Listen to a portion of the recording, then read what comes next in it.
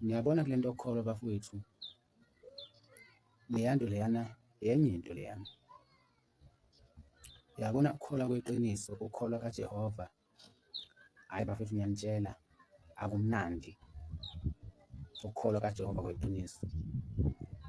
Mina mhla ngitshelwa ngokukholwa kaJehova kweqiniso ngakwenyanya ukukholwa, ngoba ngabona ukuthi kanti into ebuhlungu kanje. Ngike ngibuke nje manje ngendlela amabandla, kunamabandla anamalunga ayinqwaba amaningi, yabona. Uyibuze ukuthi njengoba ukhula kunzima nje abantu balandelana laphana, uthi uyaya ufice khona akhulunywa ngesono, ubone ukuthi oh yiyo lento edala ukuthi leli bandla leli libe nabantu abaningi kanjeyana, yabo. Ngoba abantu uma usuke ungakhulumi ngesono, kumnandi phela ukona bafowethu, angeke sikhohlisane, yabona. Kumnandi kabi ukona, yabona. Kunabafundisi abathandwa ngisho nazigebengu.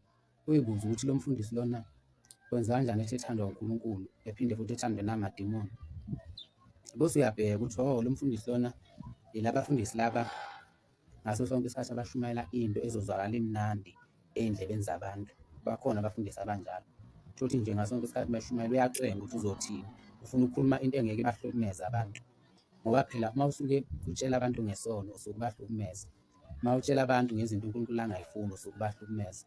Kodwa yonke leyo nto leyo uma usuke ungayenzi, abantu baye bekuthande namadimoni futhi ayekuthande, ngoba usuke ungesisi isiphazamiso uqoba amadimoni, futhi nakubantu usuke ungesisi isiphazamiso. Bafethu inzima inkolo kaNkulunkulu, futhi mhla bazi abantu inkolo yeqiniso, bayobona ukuthi ukukholwa kube kanjani, bayobona ukuthi ukukholwa kunyanyeka kanjani.